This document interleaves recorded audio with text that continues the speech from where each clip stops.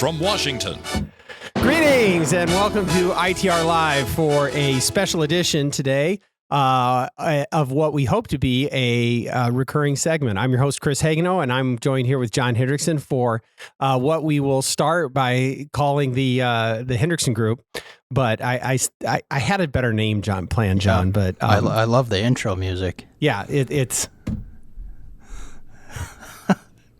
Anyway, as newer listeners to the show of ITR Live here know that John and I were fans of McLaughlin Group, and so we've borrowed into that a little bit. But anyway, so we're going to come in from time to time because, John, as our regular listeners know, you have a really some very well thought out, but sometimes not mainstream Republican ideas. Yes, yeah. And I think they're very conservative ideas, yeah.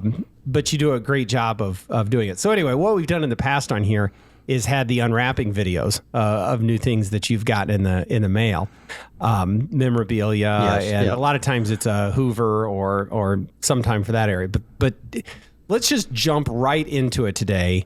But what did you get today? What's the unwrapping? Today I was really excited because I thought this was lost in the mail, but it showed up, and I'd ordered this before Memorial Day, but I was able to find from an antique store a person selling an autographed copy of some Pat Buchanan for President campaign literature. It's from 1996 campaign, and it's autographed by Pat Buchanan, and it came with a lapel sticker that says "Go Pat, Go Buchanan for President." That's wonderful. Now, what year is this campaign from? This would have been 1996, I believe. Okay. Yeah. Now, I was 1996. I mean, I was a voter in that. I honestly can't remember who I supported in that caucus, but I remember political mail and TV being a little bit fancier and a little bit better produced than this. This has got a real 1930s vibe to it, does, John. yeah. Can you hold it up to the camera over there? Yeah. I mean, this is the official Buchanan for President campaign literature on a 8.5 by 11 piece of paper typed. And it looks like it's been on a typewriter. And then there's a copy of a speech that he gave. And this has a Des Moines address, so he must have had a campaign office in Des Moines. But and then also the third sheet is who's the real conservative running in '96, and it's a list of a dozen issues with Buchanan, Phil Gramm, and Bob Dole compared. Who are the three, I think, leading candidates in that race? And I wasn't old enough to vote in '96, but even back then, I had been a Pat Buchanan fan and had been supporting him, but I couldn't pass this up, and it's not in the greatest condition, but it's a treasure. Well, it is. Yeah. I glanced at this too before you came in, John. There's two things I want to go through with you on this because it actually is really interesting. One is the piece you held up, which is let's call it the platform, mm-hmm. The one page on a variety of issues. And the other is the comparison piece where that you just mentioned where it goes through some of the issues. But I think the first two on here are very interesting, just kind of from the history of the conservative movement and where we are today, because I think they're instructive. But just kind of go down the list, starting at the top there. Yeah, the first one is America First, dealing foreign policy, and I'll just read it. And it says, America First, we need a new foreign policy that ends foreign aid and pulls up all the tripwires laid down abroad to involve American soldiers in wars that are none of America's business. And we need to demand that rich allies begin paying the full cost of their own defense. Now, this is 1996. Yes, yeah. That brings, I think you could fast forward 20 years and have, I think that probably could be used verbatim almost with absolutely some of what Donald Trump was saying about in fact, policy. Most of the issues on this list are things that Donald Trump has campaigned on. And that's not, and I think what's historically the most remarkable about that is in 1996, I think that was even further outside of conventional wisdom than it was when Donald Trump started talking about it. I mean, you got 96, you're only 5 years post-Cold War, trying to continue to reassert America's dominance around the world in a new kind of that vacuum. Yep. And yet here you have a candidate on the Republican side for president saying, nope, let these people pay their own way. This was certainly the minority view within the conservative movement and the Republican Party at the time because, and you had others besides Pat Buchanan, but for example, another person who would have had a similar view on foreign policy during the 90s would have been Ron Paul. But both Buchanan and Paul, both presidential candidates, but were not able to garner enough support within the party or even the conservative movement on that issue. Right. And it almost is a reminder to me, but Ron Paul was sort of that perennial candidate. Yes. And never really got the traction until 08 and 12. But he had run many times before that. Yes. So I appreciate that reminder and you still to this day, we'll see. I mean, Ron Paul was right. Kind of stuff. But anyway, so I think that now in 1996, that probably had something to do with, Germany and Japan paying their own way, and here maybe later that's moved on to other. It's still Germany and Japan, but there's plenty of other places where we are funding defense, primarily Ukraine, like we talked about the other day. Yeah. The other one, but that idea there that America first, that wasn't something that Donald Trump came up with. Nor was it. Yes, you're right. Nor was it something that Pat Buchanan came up with. I mean, can you a little bit of the history of that? Term? America First goes way back to the 20th century, early 20th century, and you could probably find some evidence of it even before. But the slogan "America First" was even used by Woodrow Wilson in 1916 when he was running for re-election. And America First was a slogan used by Warren Harding in the 1920 presidential election. And basically what it did was it referenced almost like what I read from the Buchanan campaign speech was that America should focus on its own national interests rather than the interests of Europe or any other part of the globe, and that America should protect its own sovereignty. And so America First was a major issue, and it also became it was controversial in the late 1930s into the 1940s because you had what was created the America First Committee, which was actually a bipartisan group. It had members such as Joseph Kennedy, the father of JFK, and you had Republicans that were members of the America First Committee that opposed U.S. entry into World War II. And, of course, Pearl Harbor settled that debate. But the America First movement was very popular, and some of our most bitter political fighting actually occurred during that run-up to World War II because, for example, the most famous spokesman of the America First Committee was Charles Lindbergh. Yeah, I remember you telling me that Lucky once. Lindbergh even gave a famous speech, I think, in Des Moines about, cautioning Americans not to get involved in getting too much involved in the war in Europe. So he got a little hot water too. He did. Some of his comments along the way. But so America First has nothing. It's not new, and it's been. I don't think it's controversial, but it has been controversial because I think there's some, especially more progressive historians, will associate it with fascism, which I don't think is true because, like I said, there has been progressives have used that slogan as well as conservatives. So, but it simply basically says, let's, for example, going back to World War I, let's not get involved in the League of Nations because it drew back some of the wisdom of the Founding Fathers that said the United States should not get involved in the entanglements of Europe. And why should we let Europe dictate our foreign policy or get dragged into European conflicts, and that was a big debate over whether we should get involved in NATO too. Right. And there was a famous senator by the name of Robert Taft, the son of President William Howard Taft, that opposed NATO on that ground. Interesting. And one thing I liked about the ideas about Pat Buchanan was his conservatism was of an older variety of the pre-World War II conservatives, and so the next issue of economic nationalism was also part of that.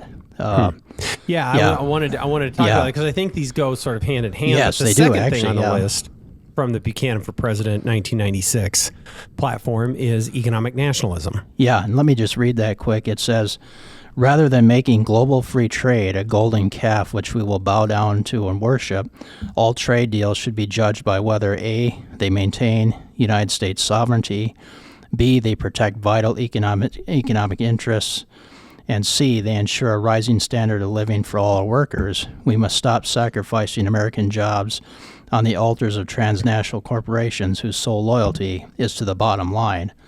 And of course, on the with that, John was settled. It yes, was yeah. a political philosophy was cemented for life. Yes, yeah. And that exactly is what a lot of people say. President Trump can be inconsistent, but if one looks at all his commentaries since he's been in that, Trump has been most consistent on the United States being ripped off by these trade deals, and so that was something that. He and Mr. Buchanan agree on. Yeah. I think, as we've touched, I don't know how much of it has come through into the podcast, John, but we've talked about it. And look, I think there's a whole range of positions that one can hold on the issue of trade, trade agreements, protectionism, tariffs.